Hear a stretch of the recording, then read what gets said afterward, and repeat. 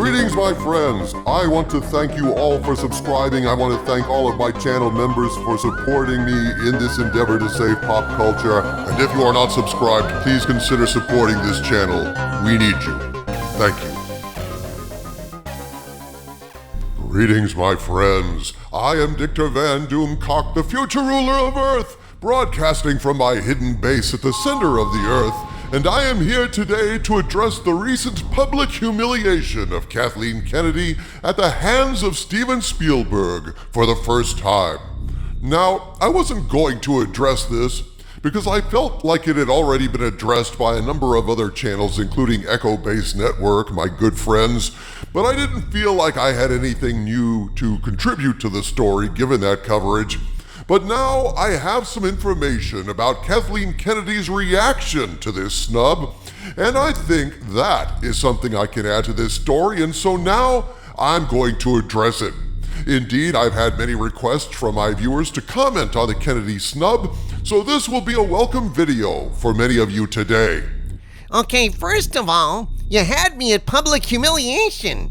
For those of us trapped inside a containment field in another dimension, can you fill us in on what we missed? What happened between Kathleen Kennedy and Steven Spielberg? Fair enough, Harvey Cthuhlu. So here is a recording of what happened at a premiere of Indiana Jones and the Dial of Destiny, and here's the setup. Steven Spielberg, George Lucas, Harrison Ford, James Mangold, Frank Marshall, and Kathleen Kennedy were all standing on stage in front of a curtain.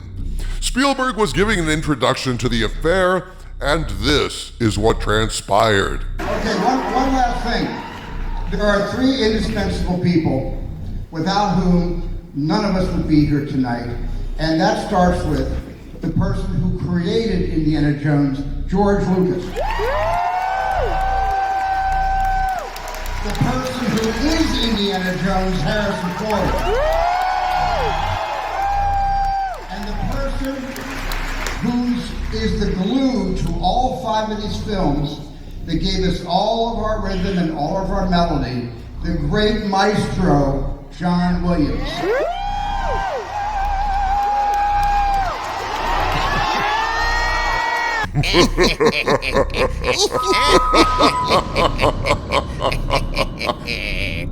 So clearly, in this video, at the end of some promotional chat, Spielberg had a few words to share with the audience. Spielberg said, "There are three influential people without whom none of us would be here tonight, and that starts with the person who created Indiana Jones, George Lucas." Now, when he says that, Kennedy applauds. Spielberg then says, "The person who is Indiana Jones, Harrison Ford," and then Kennedy applauds. And then the coup de grace. Spielberg says, "And the person who is the glue to all five of these films." Now he pauses, and Kennedy looks at her husband, Frank Marshall, gives him an excited look like, "The glue to all of these films, that's me, I'm the bestest ever. Oh boy, at last acknowledgement of my genius." And then Spielberg finishes his thought, "The person that gave all of us our rhythm and all of our melody, the great maestro, John Williams." And wonder of wonders, Kathleen Kennedy doesn't applaud.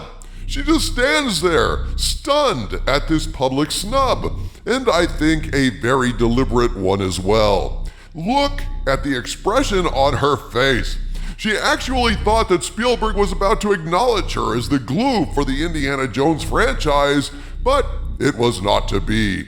And she's just frozen there, not knowing what to do.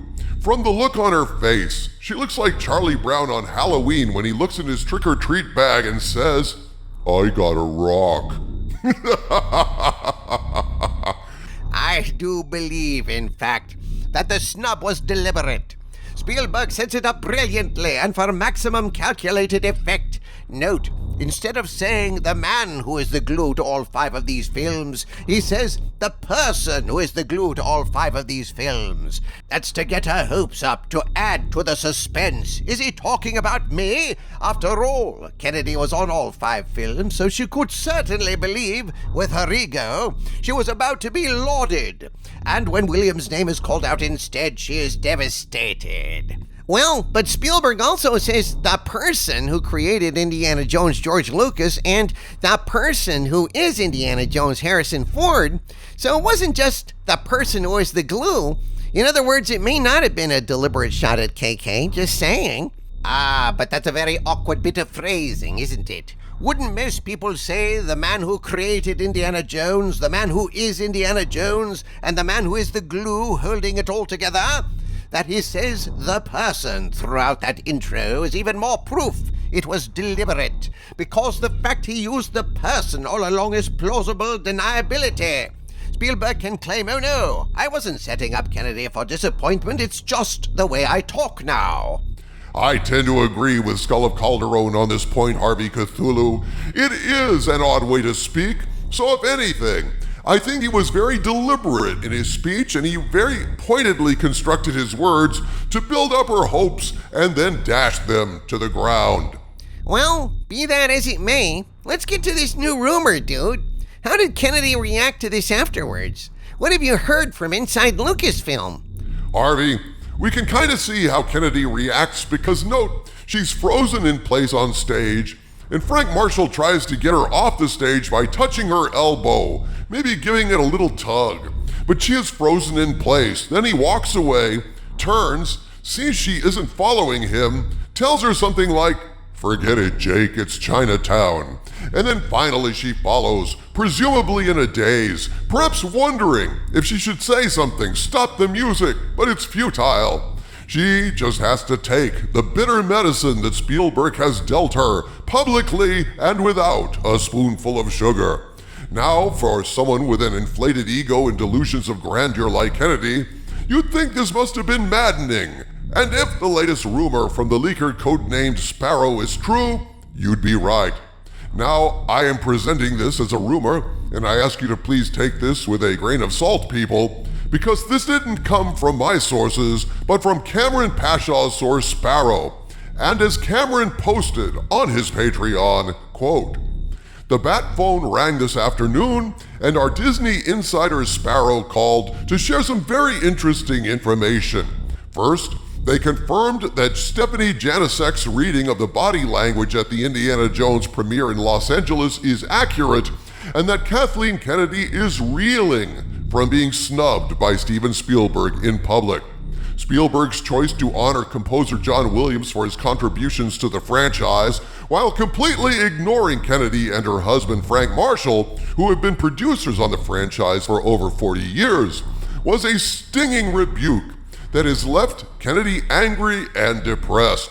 But Sparrow notes that she has no sympathy inside the walls of Lucasfilm itself, where employees are saying she kind of deserved it for shitting on Spielberg and Lucas's legacy. Yeah, this woman is methodically and with nearly ruthless German efficiency poisoned every single property at Lucasfilm. Her sequel trilogy alienated longtime Star Wars fans with her treatment of Luke Skywalker, sacrificed on the altar of woke with a dagger of intersectional feminism. She ruined Willow so badly it has been deep-sixed off of Disney Plus, probably never to be seen again for tax deduction purposes. And she's about ready to kill off the Indiana Jones franchise with a movie that's looking like it's going to be worse than Kingdom of the Crystal Skull. Kennedy isn't the glue holding the franchise together. She's the acid dissolving it. Maybe they should have named this Indiana Jones and the Pit of Lime, Harvey. Now, according to Cameron, quote, apparently Kennedy was so confused by Spielberg's snub that she didn't know what to do, and Marshall had to tell her to leave. "This isn't our party," is how Frank's message to Kathy was characterized by Sparrow. Kennedy's discomfiture is increasing the sense of doom and gloom at the office, which has been further worsened by pressure from Disney accountants. Sparrow says